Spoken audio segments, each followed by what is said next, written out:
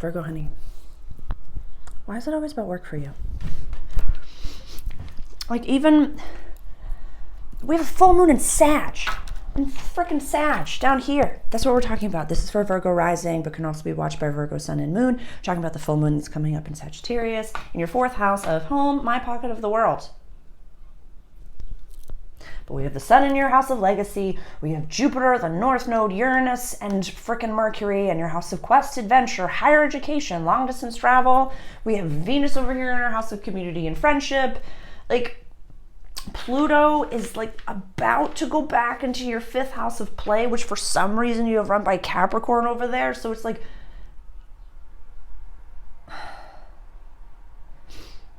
how, it's like I'm trying to say, like, how do you have fun? It's like a legitimate question. What is fun? Tell me. What is fun? Comment below right now. Don't turn this back around on me. No. Don't turn this back around on me. Don't look at me. I'm an Aries Capricorn moon with a Scorpio rising. We're not talking about me. We're talking about you. We're talking about you. Like, your 4th house, home, my pocket of the world, safe. Like, for immutable, what did I say? For immutable, it's always so fucking heavy. I love you. I love you. I want you to go out and enjoy yourself. I just see you going out to, at the restaurant that I work at. We have this table. It's called The Rail.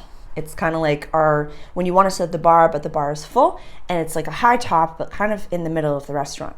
And I like to call it like the Eagle's Perch. We get to people watch.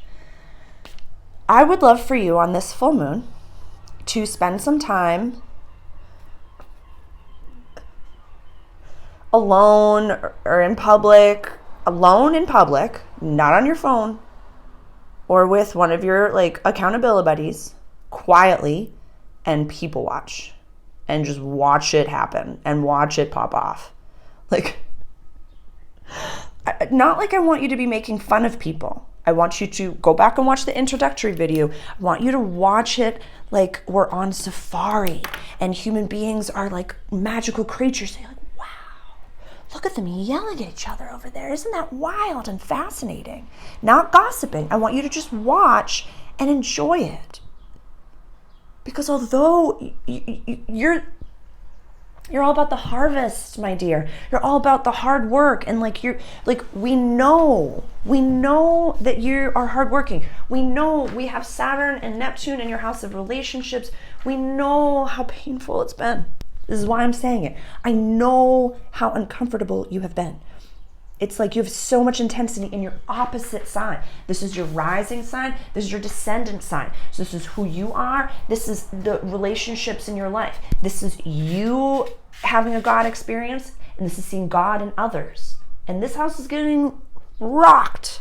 But sometimes we know when it's the opposition, it's what we look for in others, but also something that we can nourish within ourselves. Where you must be very attracted to the Piscean energy, the Piscean vibe. They have 1 foot in this world, 1 foot in the next. They're the baby ancients. They just like see the world through rose-colored glasses, and everything is great and wonderful. And like even when we're dancing in fire, you're like, it's gonna be okay. When these planets go retrograde later this month, the rose-colored glasses for all of us get ripped off. And we're like, I don't want to deal with this. I don't want to deal with my feelings. I don't want to deal with my addictions. I don't want to deal with it. We're going to have Pluto going back into Capricorn in a few weeks, and it's going to stay, like, Pluto will go fully into Aquarius. It's in Aquarius right now. It'll fully go into Aquarius by the end of 2024, and that will be where it's kind of really rocking your everyday life and practical service for the next 20 years. It's a super long transit.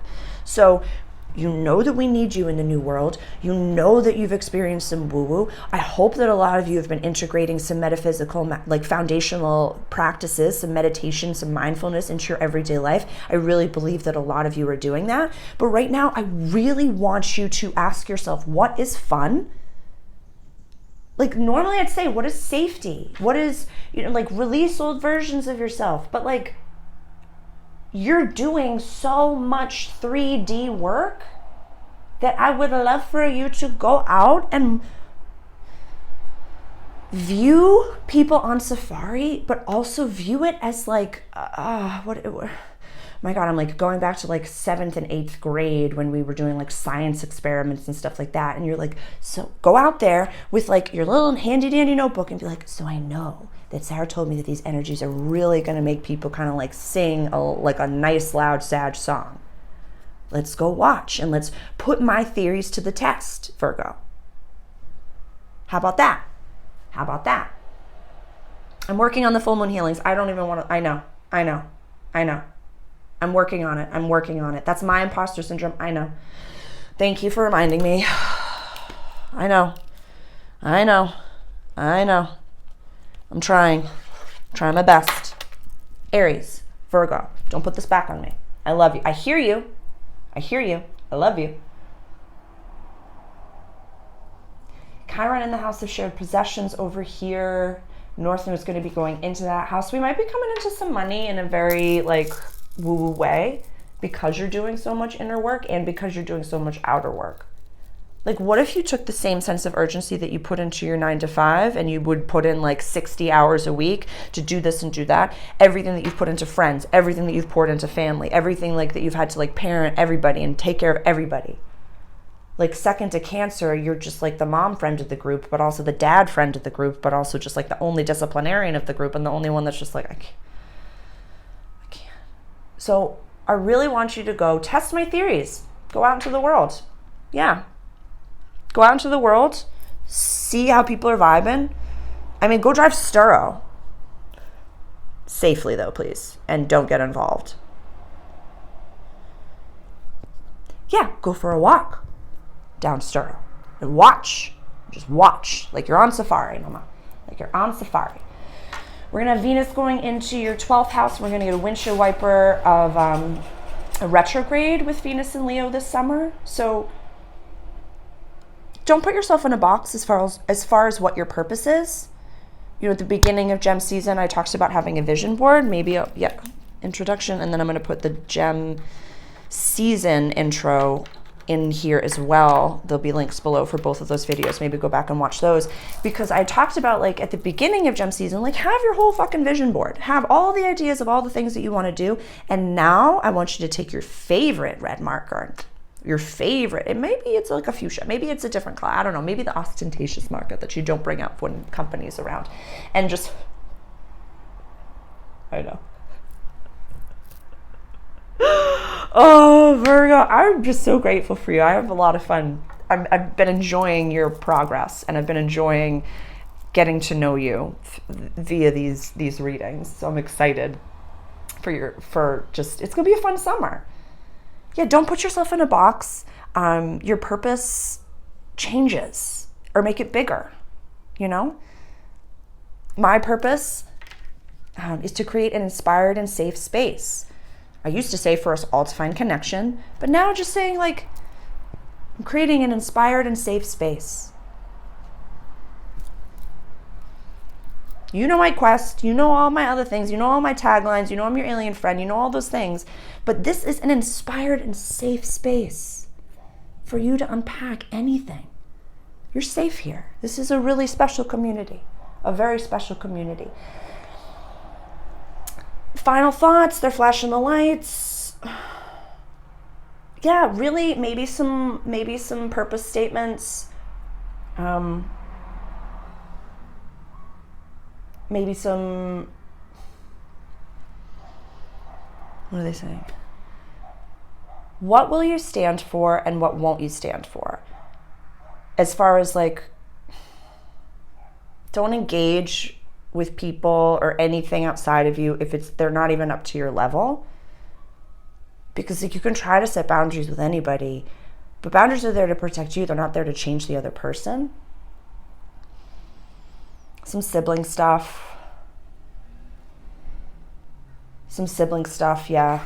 We're at the last few degrees of the South Node in Scorpio, so like this, there's some sibling stuff or some jealousy stuff or if we're an only child, some like jealousy of other people having siblings stuff. The grass is always greener. Grass is always greener. Give yourself a safe space to cry. The shower is always great because nobody knows whether it's water or tears. Super healing. Super, super healing. And I reckon a comfort food. I wanted to say a home cooked meal, but maybe as you're out people watching, give it like some nice, like a nice hearty casserole or something like that. That feels really good. That feels really good. I think that's it. I think that's it. Yeah. I think when Pluto dips back into Capricorn, starts on the 11th of June, and I forget when it, yeah, then it'll be, yeah, starting on the 11th of June until like the end of 2024. Fun is actually imperative. Creative expression is actually imperative, at least in my book, at least in my practice, is that you cannot have you can't have metaphysical practices, you can't be a leader if you don't have a way to express yourself. So how can you, like, I'm just visualizing you like time blocking, like putting in like a half-hour block somewhere on like a Wednesday afternoon at like 6:15, like half-hour like fun question mark. Even if it's just sitting and like letting your mind expand and like thinking about like what's the coolest thing that could happen today. Yeah.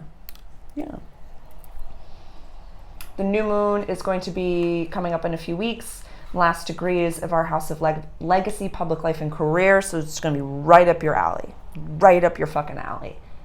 But you really, really, really, really, really, really, really need to like incorporate some fun. Incorporate some fun, honey bunches of oats. Even if it's just watching a movie. Yeah, a movie from the 90s that you really loved. I love you, babe.